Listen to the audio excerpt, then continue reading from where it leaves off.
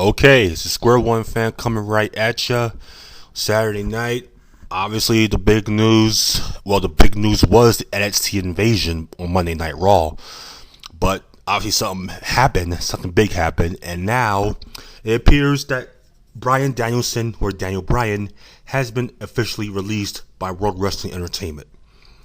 Now, at first, everybody, including yours truly, thought that this could be a well-orchestrated work.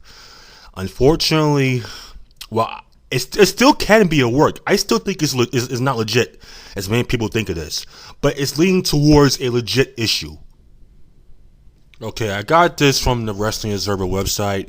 I'm going to read it to you right now. It says, as noted before, the reason being told for Daniel Bryan's release is because of him choking out Justin Roberts with his own tie during the NXT invasion angle on Raw. Word is that someone very important complained to WWE officials about the angle with the idea that kids who are watching may think it's fun to choke people with their ties. It's unknown who actually complained, but it had to be someone with a lot of power within the company or TV network. Also says Bryan's being described as a scapegoat by many. It should be noted that Heath Slater nearly did the same thing to John Cena with the ring ropes during the same angle on Raw last week. Randy Orton was also bashed with a door by Edge several weeks ago. According to a source, WWE does want to bring him back to the roster once the whole thing blows over. What whole thing? Where's the public outcry in all this? We talk about whole thing blows over. This isn't Muhammad Hassan and UPN back in 2005. I mean, come on. Who is complaining about this other than some schmuck in the company? And even then, I still think in my heart of hearts, this is all a big work. I know, like I said, I understand this is leaning towards a legit issue, but even so, it's a very stupid reason. I mean, choking somebody out of a tie is a no-no, but John Cena choking Randy Orton out with a cord, Batista killing Cena with a car, trying to run him over, Randy Orton trying to kill Cena with pyro, Undertaker being in a vegetative state is okay. If this is legit, then this company has to be.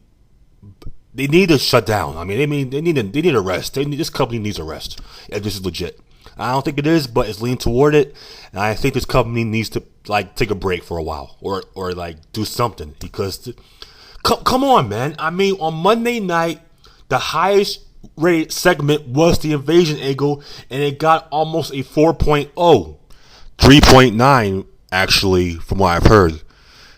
The highest rated segment since January 4th, when Bret Hart returned.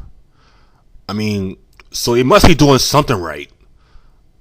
I mean, all these adults, the folks, the real wrestling fans are sick and tired of this kid-friendly BS. And it showed with the ratings, with the segment being 3.9. You know, wrestling is a violent form of entertainment. Stuff like this is going to happen. And if from what I've heard, it was also improv. Like, all the announcers at ringside, even Cena himself, CM Punk, Gallows, Serena, they all didn't know that the NXT Rooks were going to come down and attack them. So, from what I've heard, it was improv. So, if that's the case, whose fault is that? It's not Bryan Danielson's fault. I mean, yeah, I know most of the time it's scripted, but it's also improv as well for a little bit, you know? So, how is that Bryan Danielson's fault being improv, you know? And like I said, well, you could say, well, Danielson didn't know that you couldn't choke anybody out because of the Benoit thing, which was 3 years ago, by the way. Okay, well, like I said before, how is John Cena getting away with choking Randy Orton with a freaking cord, if that's the case? Or putting STFU on somebody? Or Shawn Michaels doing a crossface on Undertaker? You know? Aren't those forms of strangulation? Correct me if I'm wrong, folks. Correct me if I'm wrong. Aren't those forms of strangulation, crossface, STF, Dolph Ziggler's sleeper hold? That's a form of strangulation as well. What about using the ring ropes and trying to push the referee's 5 count? They do it. It would have made more sense for them to suspend or fine Danielson rather than just release him out of his contract.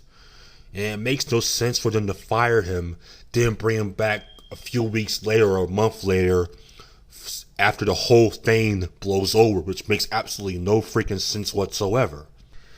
And let's just say he was fired because of the Justin Roberts incident. If that was the case, why didn't they fire him on Tuesday or Wednesday at the latest?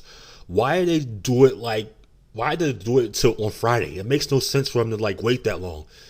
I mean, they should have just fired. He would have never showed up on FCW on Wednesday if he was actually fired, in my opinion. I mean, stuff like this, they act like it's a big concern. They would have took immediate action. It would make more sense for him to take immediate action for this type of thing to happen. And apparently, Danielson hasn't confirmed on his Twitter that he has been released. So, the winds of time are changing. That's what he said. So, that's a little odd for him to say that, if he was actually fired. Well, that's all I gotta say about that.